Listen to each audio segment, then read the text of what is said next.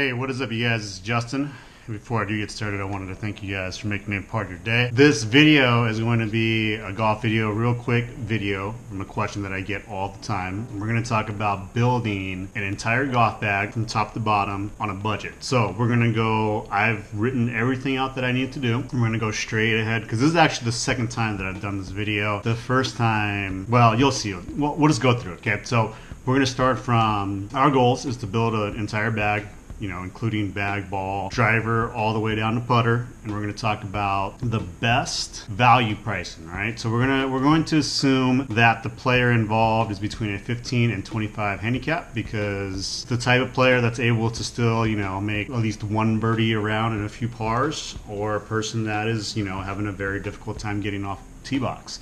And it's going to be a very versatile set. It's going to be, you know, enough for a player to use and not, you know, grow out of. I got this question because I needed to make a set for somebody that either just started playing or a kick around beater set that you can travel with, right? And I think I came up with a pretty good set for you guys. And we're going to talk about, it's going to be mainly focused on budget, right? So, you know, in the used golf world, there are many different types. I'm already rambling right now, so at 90 seconds. So there are many types of, you know, you can go as expensive as you want to make. The used golf market is very lucrative for sellers, and it's going to be very useful for buyers that are looking to get a deal. So I'm going to give you guys the best budget. So without further ado, and just getting straight on to it, because I know you guys are saying, just tell us what it is. We'll start with drivers. So what's going to happen first is that we're going to go my pick, and then I'll give you a secondary pick, just in case you are not brand specific. I am not brand specific. There are certain brands that I'm loyal to. So, but for the most part, we're going to talk about places to get them. eBay is probably the best. Unless you're buying things that are, you know, like a Scotty Cameron, I wouldn't recommend eBay. But if you're going to buy kind of things that aren't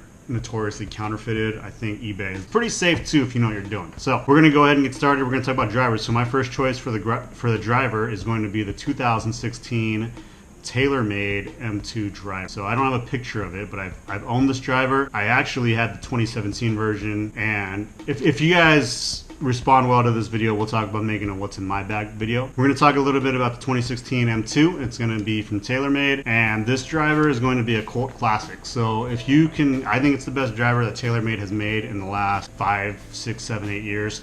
Taylormade is notoriously known for making too many product cycles. Their product cycle is way too short. But the 2016 M2 is going to be a very fine choice. It offers you minor adjustability in the hosel. It's going to have a Taylormade, you know, heritage or brand or history. Some of you guys may not like the Taylormade brand or history, but it'll have that on there. The Taylormade history is kind of a bro type history anyway. So it's going to have Taylormade history. It has a long history of drivers, and you're going to have an accessibility to a lot of shafts. So if you're not really into swapping out shafts, using exotic shafts, the stock shaft for the 2016 M2, you can use, I think there's a Kurokage and a high launch Fujikura Pro. So you can use those two shafts for that, and you have a low launch, mid launch, and so on. And Taylormade just has, the reason why we picked Taylormade for this one is that it has a lot of options. 2016 M2, we're going to price that driver at $150. And I know you can get this driver cheaper with a stock shaft in there for less than $150. Okay, so we're going to go on to fairway wood. Oh wait, no. My second choice for the driver, if you are not a Taylormade person, the second choice that I would pick would be the Cobra LTD. I actually own the Cobra LTD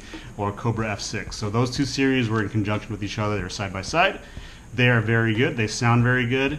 Cobra, interestingly enough, has a stock plane length of 45 inches. So for those that don't, I don't think anybody should have a driver longer than 45 inches. But if you are, you know, a Cobras are a little more accurate in terms of their standard plane length. So Cobra LTD and F6, those can both be had for underneath $100. And the Cobra LTD might be a little bit more than 100, but you can definitely get an F6 with a shaft, you know, a red tie stock shaft for $100. Okay, so that for $100, that's what I would recommend for somebody that's either, you know, mildly interested in the game at handicap 25 or pretty good and can still hit the ball and pretty athletic at handicap. All right, so that's going to be my driver pick. Okay, we're going to move on to fairway. Now, caveat for fairway is going to be that I don't particularly think fairway woods they're kind of obsolete in terms of my game. So I don't play from the back. So I play from, you know, the one above the men's tees, I guess you would say. So on a fairway, what I would recommend is that if you are on a budget, all right? If you're on a budget with the fairway, get the fairway last, all right? So you don't need to get a fairway right away because fairway is really easy. Fairway and putter are two personal clubs that they're very specialized. Well, the putter's not specialized. You're gonna use the putter all the time, but you can get away with not using a fairway.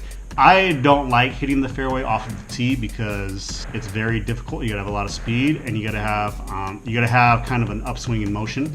So in terms of fairway, if you're just starting and you need a bag, get the fairway last and get any fairway that fits your budget. All right. Two that I would pick from before is going to be the Ping G10 fairway wood. So my buddy has this. I've had this before. The Ping G10 fairway wood was a beast of a fairway wood. So this fairway, there's two things. One, it's hotter than a normal. I think I don't know if it's stainless steel or carpenter steel, but it's very hot. It's a little bit longer though, literally. The plane length is a little bit longer than a normal fairway wood. So I would recommend the G10. That can be had for underneath $100. If you want to go way, way back, the Callway Steelhead. I played the Callway Steelhead for a really long time. So the Callway Steelhead is going to be one that you can use it's going to last a really long time. So the Callway Steelhead is over 10 years old. It might be over 15 years old.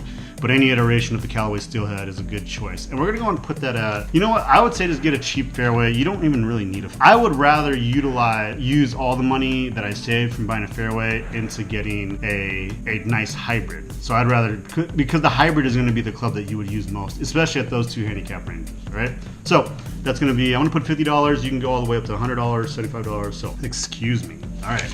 So let's talk about the hybrids. Okay, so hybrid choice that I picked, we're gonna be two brands. The first one, I used to use Taylormade, but the hybrid that I use now and the one that has the tremendous value, the best value I think, is gonna be the Titleist series, all right? Particularly the Titleist 915 and the 913 hybrids. The reason being is that for some strange reason, the 913 and when you buy a hybrid, it's gonna be, if you buy a used hybrid and it's really cheap, it's going to be beat up, right? So a hybrid's use is very utilitarian. It's not aesthetically pleasing. For most people, it's not, right? When you look at a putter or a driver or your irons, you can talk about shape, you can talk about player shape, you can talk about all these things, but the point of using a hybrid, and it might be different for you or whoever you're buying this for, right? I don't care what the hybrid looks like. I don't care if it has pop marks on it. I don't care if it's sanded on the top. I don't care if it looks dinky, because the hybrid's use is to rescue you out of shitty situations, right? So I look for value in terms of buying the hybrid. So I would look for the cheapest hybrid possible, right?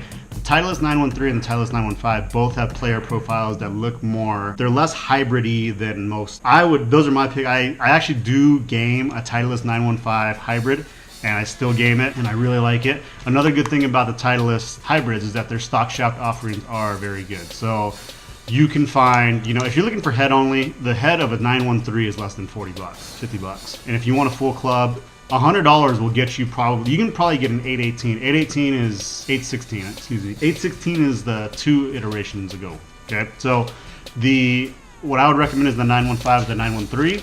We're gonna go ahead and put that at $75, okay? $75. So next up, where we at? We got a hybrid. Oh, I didn't get you the second one. So for a hybrid, the second choice would be a Taylormade Rescue M1 or M2.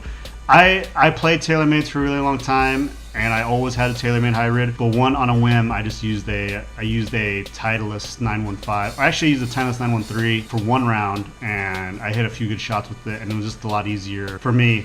The Taylormades are good though. They go really far too. For me, my miss is left of left, so it's going way left, and the Titleist hybrids were less left. If you don't like Titleist, you can use the Taylormade M1 or M2, and that'll be a fine choice for either one of those. And we'll put it at $75.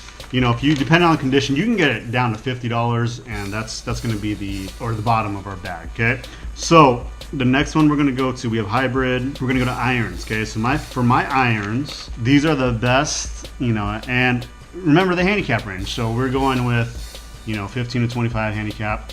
I'm going to go with Mizuno. In terms of irons, I'm only going to give you one manufacturer for irons because I am a Mizuno homer. Mizuno, the answer to everything in terms of iron is always going to be Mizuno, okay? So I'm always going to say what are the best irons, even though I don't actually game Mizunos right now, but the best irons, and I've actually owned these irons, are going to be the Mizuno MX25, all right? So the Mizuno MX25s, no joke, all right? Mizuno MX25s from 3-iron. I don't play a 3-iron, but from 4-iron to pitching wedge, the Mizuno MX25, you can get it like $100 to your door. I'm talking like shipped to your door. All right. Now, depending on the condition of the club, you can get it up to $150, but definitely under $150. You might get lucky and get it under $100. So I'm gonna put $100 for the iron. And you're probably thinking like, there's no way you can get irons for $100. That is the best. My recommendation would be the Project X. They still had stock Project X shafts in those irons, so you can get whatever you have. If you play a stiff, I would recommend going down one to a 5.5. 6.0 is between stiff and extra stiff. So it's not FCM'd out to that, but it feels like that, all right? So what I would recommend is the Mizuno MX25, and depending on your budget, if you want to bump it up, you can go to the JPX series. And the JPX Easy Forge is actually the last iron that I've played that were Mizuno, and they were awesome. And I found those for $300 brand new with Project X LZ shafts. My recommendation is going to be the MX25, so the Mizuno MX25. So get on those. And I played them for I played those clubs for a season and a half. They are forged, so if you are going to buy, just make sure there's minimal browning on the forge. Forged irons, particularly Mizunos, you got to make sure that there's less. Let's move on because we're going on, and we're going to move on to the wedges. All right, so for wedges are one of the few things that I would recommend buying new. The reason being is that when people sell their wedges, they're going to be, because they're worn out. And if you want to utilize, the technology, the ball, the spin, and all those things, especially at that handicap range, I would recommend buying new or close to new wedges. The best budget wedge, and I actually bought these, are going to be the Callway Mac Daddy Forge, right? So for the Callway Mac Daddy Forge, I actually got almost new, like pretty brand new wedges. There was like maybe 2 hit marks on it from Callaway Pre-Owned. Callaway Pre-Owned is very awesome. With coupons, everything like that, and I got it for $60 a wedge, all right? For beginner, I would only recommend, 2 wedges. If you're a beginner, 2 wedges past the pitching wedge. So it's technically 3 wedges, but it's going to go pitching wedge. I would recommend pitching wedge, gap wedge, sand wedge, all right? So a beginner is not going to need a lob wedge. It's a little special. It's a little bit of a specialized club, so I don't recommend getting a lob wedge. But if you had the MX25, and we'll assume that the pitching wedge is at 48 degrees, you can get a 52 or a 54 gap, and then a 56 or a 58 sand wedge, and that'll be perfect. Okay, that'll be perfect right there. We're going to go ahead and put it at 100. Honorable mention for second place is going to be the Callaway Mac Daddy 2s. I am actually not a Callaway guy. Like, I used to play Callaways, but I really don't. I don't know what it is about the brand, because they make really awesome stuff, but it just doesn't vibe well with me. But their performance is very good. So it's like, I'm not anti-Callaway. I don't know why I don't. But I'm kind of like that way with Titleist too. But for Callaway, everything that I've had has performed. And maybe someday in the future I will. Those 2 wedges, you can buy 2 wedges for $50 a piece. Got you at $100 for wedges. All right. In terms of putters, once again, the second, if you're not a Callaway guy like me, you can get Cleveland wedges. So I mean, the short story is that Roger Cleveland actually is a designer for club manufacturer for Callaway now. But the Cleveland wedges that you have now are going to be, they're cheaper too, and they're really good. They have the classic shape. The Clevelands are good. Clevelands are really good too. All right, let's go to putter. All right, putter is going to be very specific. I would recommend getting the cheapest putter you can get and work on your putting. But if you want to get a decent putter, and going back to Callaway, again, it's going to be Odyssey. I would pick Odyssey over anything. The only thing that I would get for a new player now is to get either an Odyssey and go for a mallet, because a lot of the way that the modern mallets are working now, they're putting toe flow in it, and it's going to be more like a blade. So I don't recommend using a blade, because a blade now, the ubiquitous blade out there right now, you see it everywhere, right? It's just obsolete in terms of MOI, strike, and there's so many options for mallets. So I recommend mallets. Even Tiger Woods is moving to mallet. I would recommend using a mallet to putt with, and if you don't like it, you can use a face balance mallet, or you can use a toe hang mallet. I would recommend is getting the cheapest mallet you feel comfortable with, probably nothing over 34 inches unless you're a taller guy, and I would recommend Odyssey. Odyssey has the widest amount choices, so I would go with Odyssey. They have their technology. They actually innovate. So I can make an entirely 1-hour video on Scotty Cameron's how they don't do anything to innovate, but you can utilize the Odyssey, okay? Another one to use is going to be Pings. They're a little more expensive, but Ping is like the granddaddy of all putting, and everything is a copy of a Ping. So in general, I mean, I'm generalizing a lot of things, but Ping has the history, the heritage, all those things going for it. Odyssey's a little new, but Odyssey is very good. Odyssey might be one of the more underrated putter brands out there there right now, and you see them everywhere. So I would recommend getting those. You can get a putter for under $100. I'm just gonna go ahead and write $100 for this. And that's your putter, that's the bottom of the bag. What are we talking about? Okay, so ball. All right, so we gotta wrap it up because I'm already at, it says 17 minutes, but when I edit this, it's gonna be much less. I hope it's gonna be much less than this, all right? So we have the ball, the best ball. So if you're in this handicap range of 15 to 25, it actually probably doesn't matter too much unless you're a pure ball striker, all right?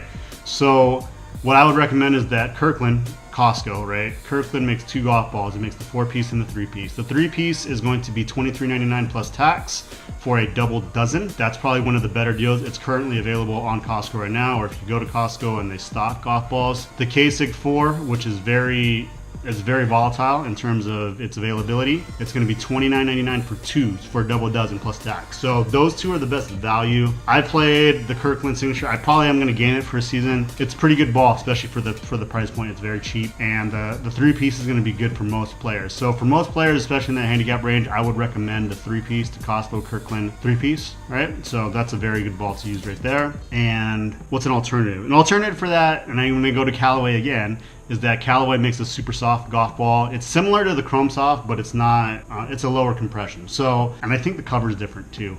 So I would recommend the Callaway Super Soft. So if you're, if you're not, I don't like to use handicap ranges because it's typically putting, chipping, and striking wedges. So if you're not really hitting in terms of ball striking, a good ball striker, you're not gonna benefit very much from, a urethane ball. Or if you're not a good chipper, especially if you don't get a lot of, if you don't get a lot of speed, efficiency, and loft, and don't add too much loft, you're not going to get the benefits of a urethane ball, especially a spinning ball like that. If anything on your driver, it's going to spin out of control and slice or hook even farther. Okay, so those are the ball. Oh yeah, so we'll go to bag. The bag that I would recommend is any Sun Mountain bag. Sun Mountain bag for the years of me playing golf, for the life of me playing golf, has been very, very good. I would recommend the Sun Mountain 3.5 stand bag. 3.5 is it's not their flagship brand, but it's not their flagship bag, but it's kind of like it's like their Honda Civic of Honda. So it's probably their best overall car, and overall probably the best car for most people. I think the best cars are going to be Honda Civic, Honda Accord, and the Honda CR-V. Those are the 3 best cars for most people, okay? So unless you want to, in terms of utilitarian purpose, the Sun Mountain 3.5, 3.5 stands for the weight, is going to be the best carry stand, and you can throw it on a cart, and it's got a lot of pockets, all right? So it already hit the 20-minute mark. So other than that, if you have any questions, let me know in the comment section below. And I've been Justin. I'll talk to you guys later, okay? Goodbye. See ya.